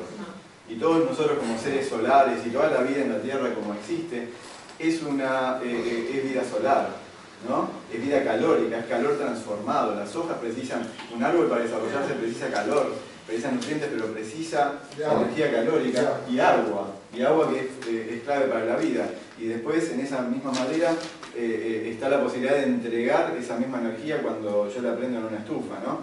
Entonces siempre es transformación. Y en este caso que traes vos, lógicamente que, a ver, yo no soy ningún experto en Reiki, ni mucho menos, pero si estás hablando de manejo de energía, seguramente estás hablando de manejo de calor también, ¿no? Esa percepción, si alguna vez uno recibió, sí. Se percibe calor. Puede ser así o puede ser de otra manera. Cuando me hicieron Reiki, percibí el calor. Y es esto de... Se dice que en realidad el máster, ¿no? Reiki lo que está haciendo es ser un canal de... o sea, ¿no? Pero sería, por ejemplo, ese ejemplo de la percepción, así como yo veo por los ojos, percibo con ese sentido. Bueno, es uno más, ¿no? Es vibración, ¿no? El calor hay una activación, digamos, de moléculas más. Y el cuerpo nuestro, digo, si vos te separás, estás en contacto y estás separando, vas viendo que no termina. Sí, lo mismo, un ejercicio estar de ojos tapados, percibir la energía del otro. Claro, por más que no toque, igual parece calor. Claro. Es eso mismo. Capaz que percibe el campo, ¿no? Bueno, ahí podemos hablar de justamente de este cuerpo calórico, que hay fotos, ¿no? Hasta dónde llega nuestra temperatura, o podría llegar infinitamente y estarse encontrando con esas temperaturas, porque de hecho es así, según cómo las estés midiendo. O sea que en determinada manera nosotros nuestro cuerpo calórico tiene que ver con eso. Creo que en el Reiki hay un plus, ¿no? hay como un entrenamiento de transmitir una energía que va más allá del calor propio. Pero nada, estoy hablando medio de... El tema de la tecnología, relacionado con la vista, sabemos los estímulos y todo lo que genera, ¿no? Pero relacionado con el calor, ¿cómo sería? Sí, la tecnología es asociada como a lo frío y... Bueno, pero el teléfono se calienta, ¿viste? Cuando lo agarrás y está... Como estás usando y también hay un... Los mensajes llegan. Sí, es otro tipo de calor. Y te digo cuando lo recargas. Sí, ahí yo iría un poco más a lo que sería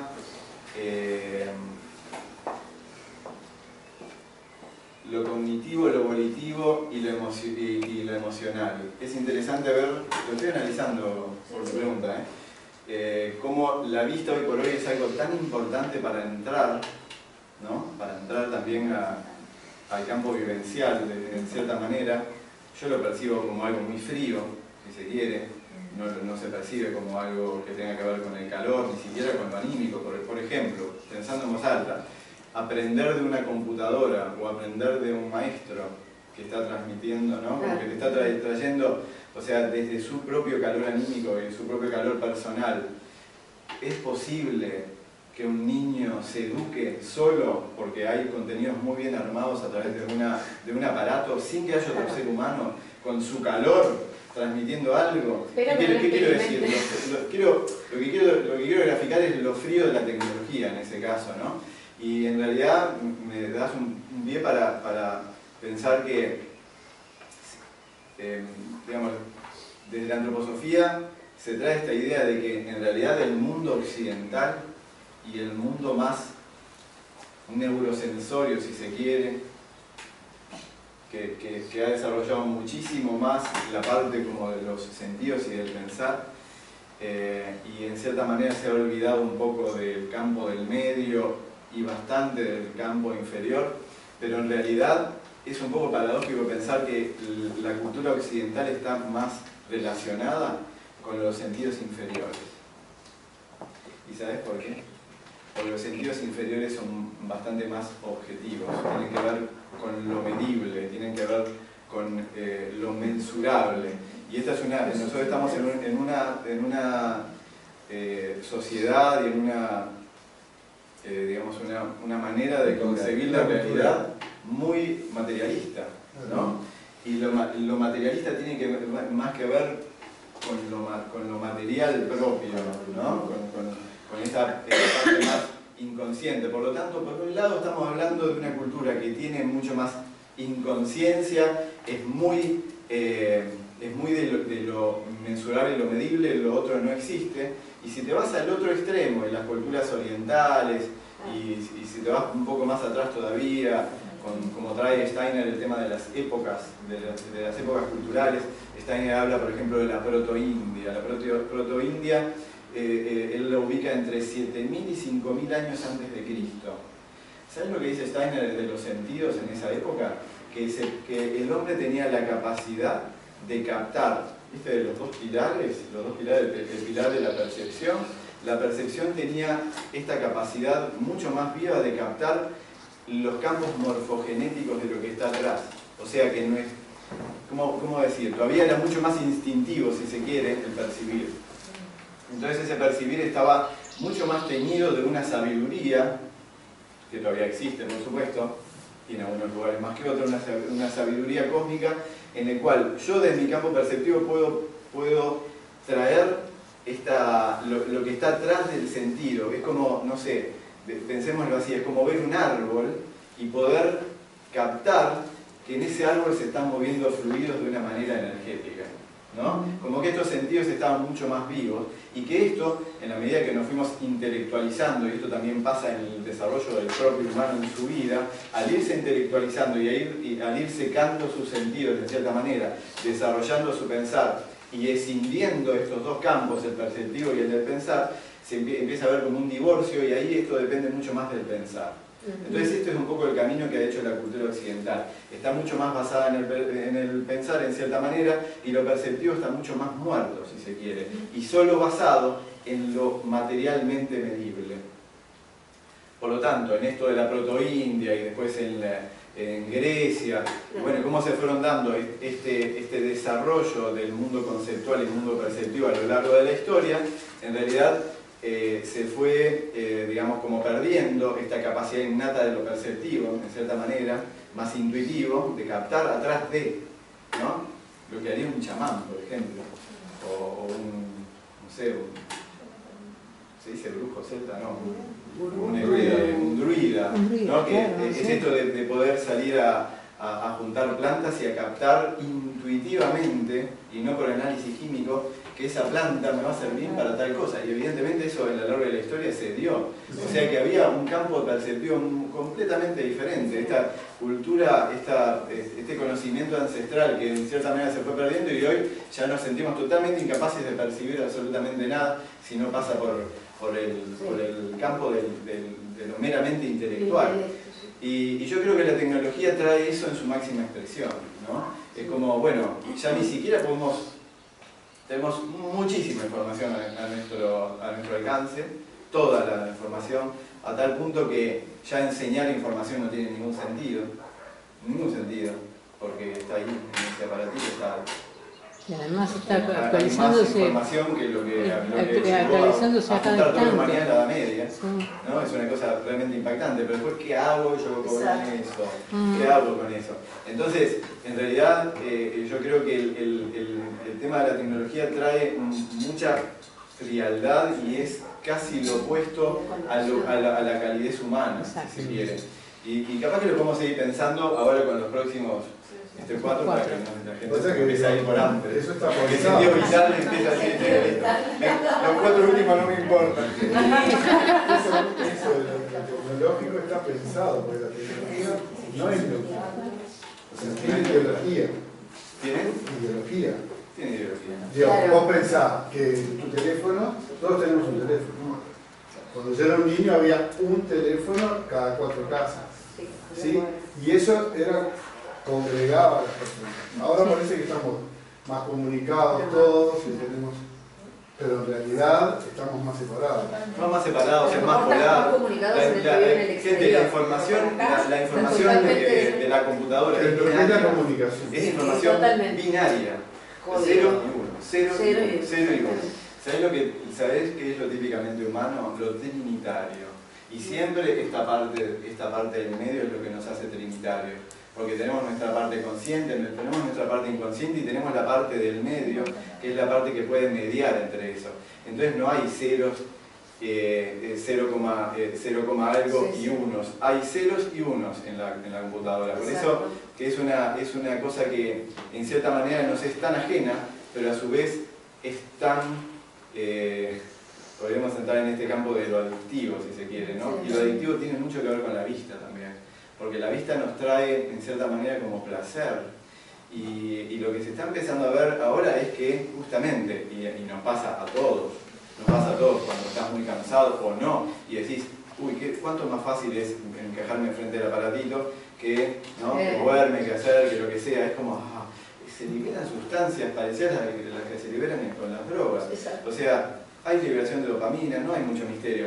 Cuando eso sucede en el desarrollo de un niño que todavía no tiene su cerebro desarrollado, eso es, te di droga durante toda tu infancia. Exacto. A ver qué haces ahora, mi querido. Es tremendo. Pero no me van a hablar de eso. Bien, y entonces... entonces vamos a lo que sería los últimos 4 sentidos, que son los sentidos relacionados con el campo vivencial de los otros seres humanos que me rodean. Con vincularte con el otro. Vincularte con el otro, o sea, cómo nosotros somos seres humanos, y evidentemente nuestra construcción humana tiene que ver con la vinculación con otros seres humanos. Y de eso se trata un poco la educación también, ¿no? O sea, hacerse humano... Ahí donde viene la tecnología a complicar algunas cosas, pero, a ver, tampoco quiero decir... O sea, es una realidad, ¿cierto? Pero esto quiere decir... nuestro campo vivencial y cómo nosotros percibimos el mundo que tiene que ver con los otros seres humanos. Entonces Steiner trae esto y ahí sí ya la complica un poco. Porque trae 12 sentidos, y acá vamos a hablar de los últimos 4, que son el auditivo,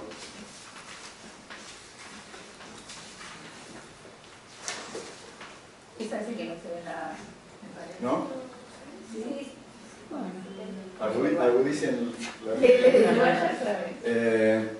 el sentido de la palabra. Acá ya está raro esto. Este no entra ni a palos en los 26, eso que dijimos, ¿eh? Palabra. El sentido del pensamiento.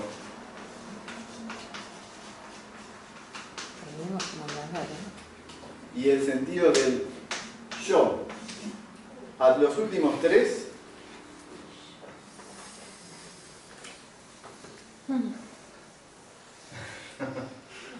se sienten... los últimos 3 también podríamos agregarle la palabra, lo van a ver escrito así como palabra ajena, pensamiento ajeno y el yo ajeno. O sea que no tiene tanto que ver con nuestra palabra, no tiene tanto que ver con nuestro pensamiento, no tiene tanto que ver con nuestro yo, sino con el yo del otro. Porque estamos hablando entonces de percepción del otro. ¿Sí? Tiene que ver más con la escucha entonces, que es lo que perdemos totalmente con la tecnología. Exacto, vamos a ver si podemos hablar un poco de eso. Porque acá tenemos como primer sentido de estos últimos 4, el sentido auditivo. Tenemos oído, estamos tranquilos, tenemos órgano.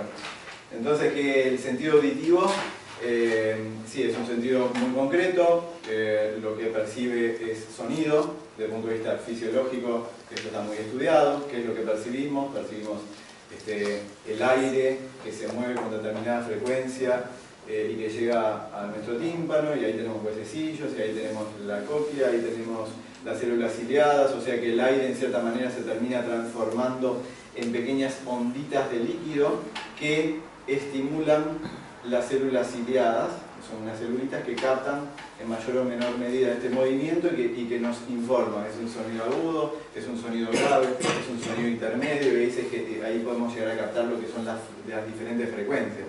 Es una maravilla, ¿no? Es una maravilla, pero todos los sentidos son una maravilla. Pero este en particular, cuando uno piensa eso, ¿no? Cómo se transformó el aire en líquido, cómo el líquido se transforma en una onda y la onda estimula. En definitiva, eso termina llevándonos una información al cerebro que tiene que ver con una frecuencia auditiva. Pero bueno, podemos profundizar un poquito más, porque sí tenemos el sentido auditivo, pero qué interesante que lo sacó de los sentidos del mundo exterior. Lo sacó del mundo de los sentidos emotivos, ¿no? Y uno diría, pero, a ver, hablamos de olfato, hablamos de vista, hablamos de emoción, podríamos hablar de música y decir que eso tiene que ver con la emoción, ¿no?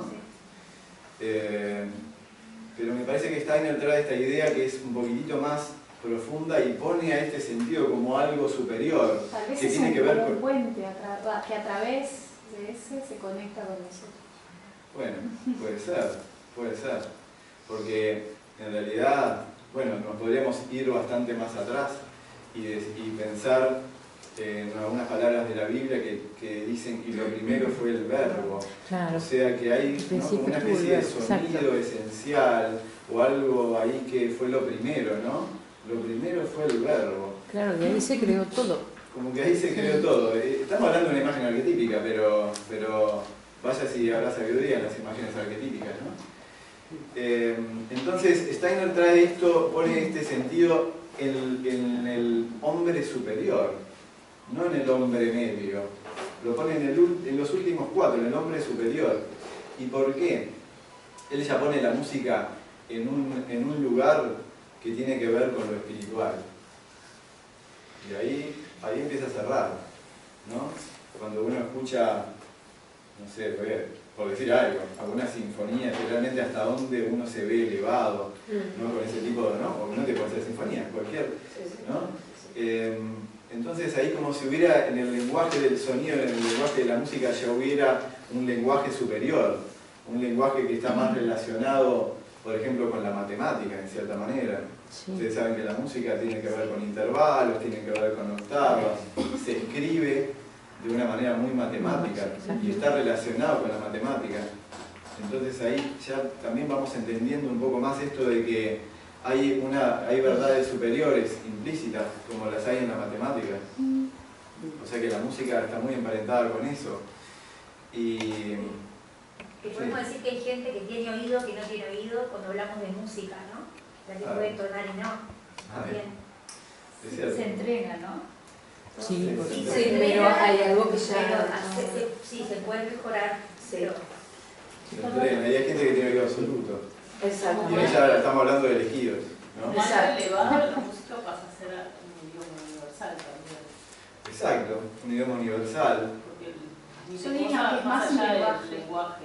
Sí. Es más que universal. Más allá del Sí, yo me quedo pensando si también podría conversar con lo emotivo y en cierta manera posiblemente algo pueda transmitir cosas diferentes porque tiene más que ver con nuestra yoidad y nuestra naturaleza espiritual. Y esto creo que es bastante fácil de determinar cuando uno escucha una música que realmente no va, ¿viste? O sea, a mí me pasa mucho con el, ¿no? Con el Exacto. Es como que me lastima, ¿no? No es emocional, es algo como un puñal que atraviesa. Sí, sí. Porque en realidad desarrollaste un sistema sensible diferente. Entonces, pero hay personas que eso le... Sí, ¿no? Porque te recuerda también, de repente, de la música te lleva a recordar ese momento de tu vida. Una canción que escuchabas cuando eras adolescente, entonces te provoca, es parecido al olfato en ese sentido, ¿no? En ese sentido, sí. En ese sentido, sí. También, sí. Creo que no lo hace al mismo nivel, ¿eh? No lo hace al mismo nivel. Porque el olor es un puente directo. Sí. Y esto es bueno, y esto cuando lo escuchaba, qué sé yo.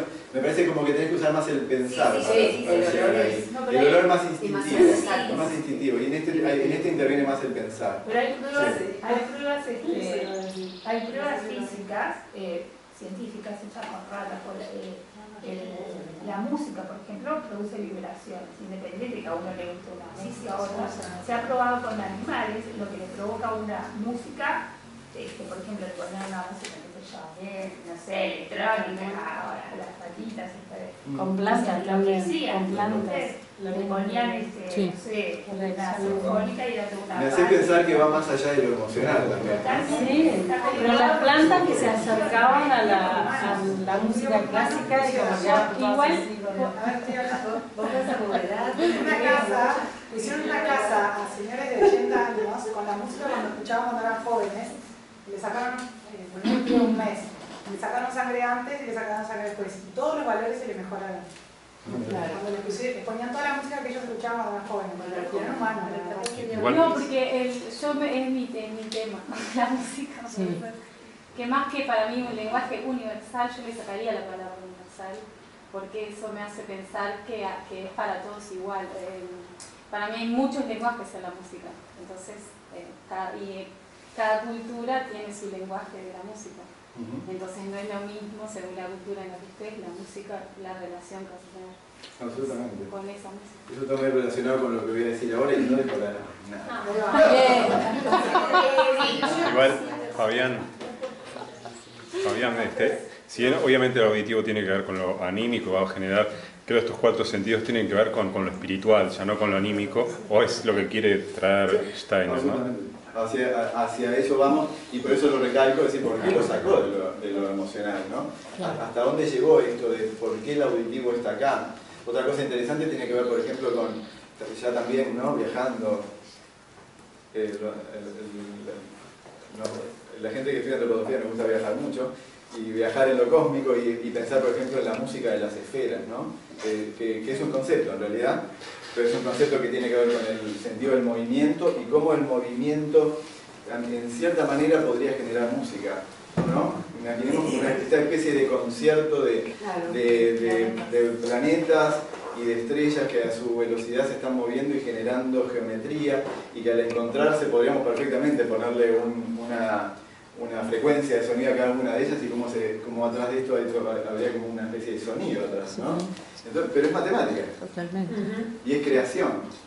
Y es macrocosmos. Y el hombre como contacto con el macrocosmos desde sus sentidos cognitivos superiores que están relacionados ya con su entidad más espiritual. Estamos hablando ya de cosas que tienen que ver mucho con nuestra propia esencia espiritual, perdón. No era cortito porque a lo que voy es estamos tratando de discriminar por qué el auditivo está más arriba y por qué la vista no, porque también la vista hay arte, las emociones, ¿no? Creo que es porque va más allá del plano emocional, que no significa que no esté también involucrado el plano emocional. Pero lo trasciende de la emoción. Pero trasciende la emoción. Me quedé con la palabra de lo relacional, porque lo que distingue es que lo auditivo es imprescindible para el relacionamiento con el otro. Exacto. Sin lo auditivo no nos podemos relacionar. Sin la vista quizás por eso el sordo queda mucho más aislado, ¿no?, que el ciego. Claro, de alguna forma no podemos relacionarnos porque también se trunca la palabra y el pensamiento, sino que claro.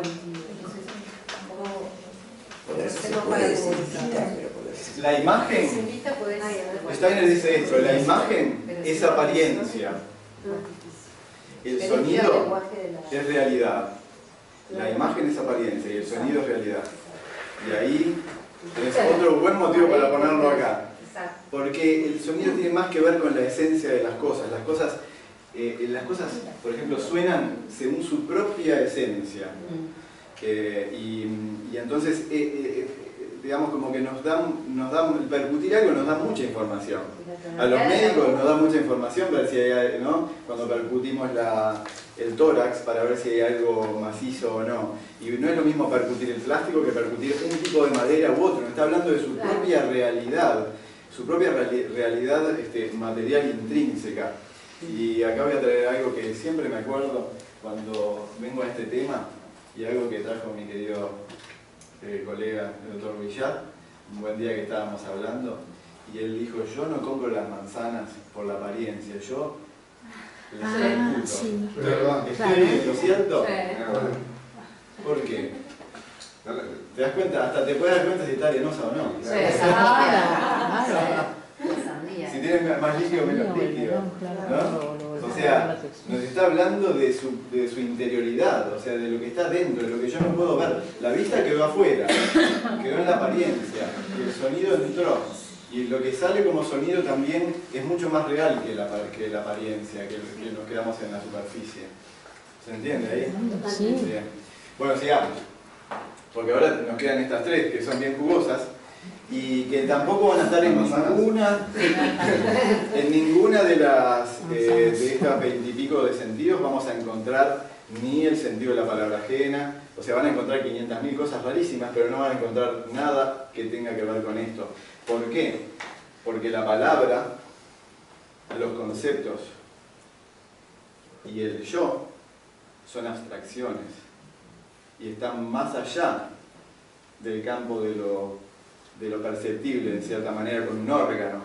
Pero Steiner dice: no, yo para conocer la realidad de las otras personas desarrollo un órgano que tiene que ver justamente con eso. ¿Y qué es lo que se desarrolla? Bueno, en el sentido de la palabra ajena, lo que se desarrolla es, por supuesto que yo ya tengo mi sentido auditivo desarrollado y siento ese sonido, pero ahora puedo determinar que el sonido que fue moldeado de determinada manera por una laringe humana, que moldeó el aire y sale como una palabra, tiene un sentido. Entonces los bebés, por supuesto, que empiezan a sentir palabras y palabras, empiezan a entender que hay una dinámica atrás de eso y que hay una palabra. Y la palabra es el antecesor, digamos, previo e imprescindible para generar un mundo de pensamientos. O sea, primero los niños tienen que desarrollar un lenguaje para poder después juntar esas palabras con cierto sentido, para empezar a juntar dos palabras con un sentido temporal. El perro ladra, el perro ladró. O sea, sí, primero está perro, auto, mamá, papá. Pero que el perro hizo algo ya es empezar a concatenar palabras para empezar a tener como un hilo de pensamiento, acto típicamente humano. Entonces acá tenemos como algo absolutamente fundamental el poder captar la palabra del otro y captar cómo es esa palabra, cómo fue formulada, y por supuesto que acá viene el tema de los idiomas, ¿no? Ya te digo, el tema de los idiomas tiene que ver con, bueno, como pueblo nos tocó estar en un lugar donde se habla de determinado idioma y que tiene determinado manejo de las vocales y las consonantes, ¿no? La vocal que trae más, un poquito más anímico, la consonante que trae más forma, pueblos que tienen muchas consonantes y mucha más forma, no podemos dejar de pensar en los alemanes, sí. y pueblos mucho más laxos y emotivos, que bueno, que estamos acá con muchas vocales, ¿no? Entonces es como si hubiera algo así como un espíritu del pueblo que también se ve reflejado en un lenguaje, que es el lenguaje que nos va a servir a nosotros como base también después para el mundo conceptual.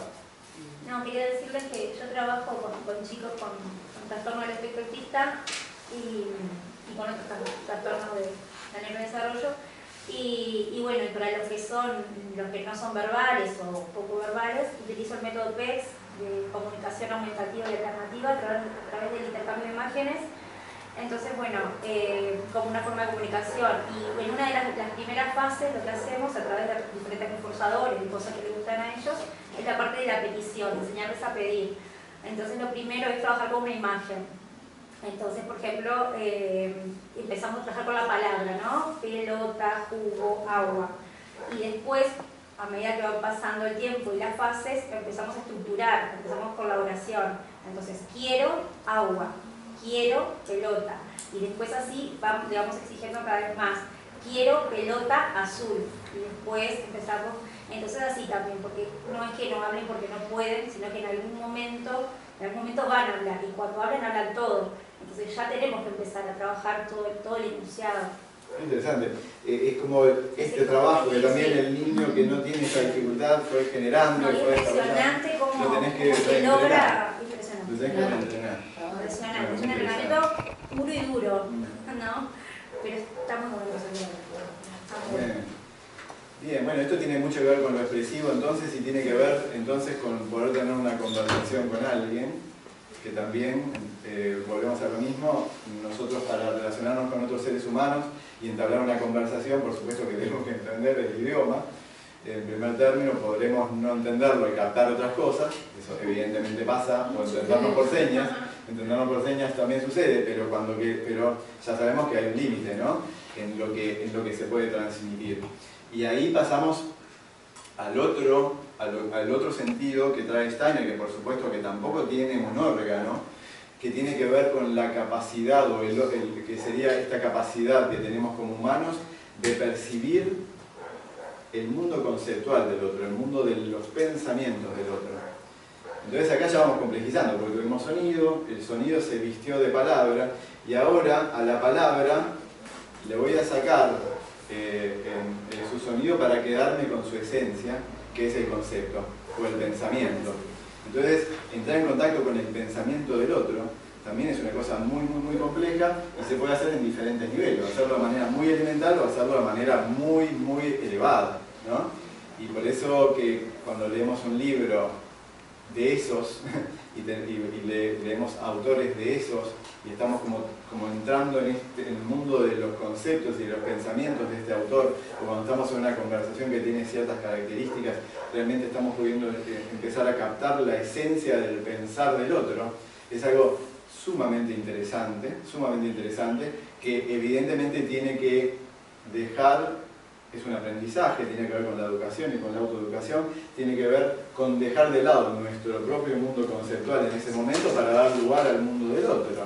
O sea, si yo estoy en este momento pensando sin parar y no dejo el lugar para entender lo que el otro me está queriendo decir, no hay una conversación posible. Y si no hay una conversación posible, no hay una comunicación real y posible, por lo menos humana. Por supuesto que en el aparatito va a haber otro tipo de conversaciones, pero volvemos a lo mismo. ¿Un ser humano se puede desarrollar de esa manera? ¿O el ser humano necesariamente se va a desarrollar en el contacto con otros seres humanos? Es una pregunta grande, interesante, no es para responderla, y hay cosas muy interesantes para decir al respecto, de niños que fueron criados por otras especies, o de la historia de Kaspar Hauser, que también es una cosa muy interesante, ¿no? Alguien que no tuvo las posibilidades de aprender de determinada manera y bueno, y después, ¿cuáles son las posibilidades de ir para atrás y poder desarrollar esta capacidad de escucha hacia el otro y de poder entablar una conversación que realmente suena una conversación enriquecedora? Yo creo que a más desarrollo personal y más enriquecimiento de ese punto, mayor posibilidad de apertura hacia el pensamiento del otro, ¿no? Porque si no está esto de, yo soy así, no, la clásica, y ya no me importa mucho, que es algo que está pasando hoy por hoy, ¿no? Como el Nacional de Peñarol, en la política o lo que sea, que es, yo me paré acá y ya no me interesa. Y lo que es peor, ponerlo en redes y no tete a tete, porque con el tete a tete es mucho más difícil, es mucho más difícil. Y si se dice, es polaridad y pelea. Porque yo vengo acá y no estoy dispuesto a escuchar lo que me estás diciendo. Vengo con mi verdad y vos venís con mi verdad. Y estas verdades se van a chocar, y si ninguno está haciendo el gesto de poder abrirse a la palabra del otro y al mundo conceptual del otro, se terminó. No hay comunicación posible. Y ahora llegamos al yo. Que bueno, si consideramos al yo como una entidad suprasensible, podría entonces haber un sentido, porque suprasensible es que hay algo que va más allá de los sentidos. Y alguien podría decir, no, el yo y el espíritu humano es suprasensible, está más allá de los sentidos. Entonces, ¿por qué Steiner trae esto de que hay un sentido que capta el yo, si es una realidad, el yo del otro? Entonces, para que todo esto sea viable y estos tres sentidos sean aceptados como sentidos reales, lo que tendría que pasar es que la palabra, el pensamiento y el yo del otro sean aceptados como realidades tan reales como una mesa, un pizarrón o un vidrio.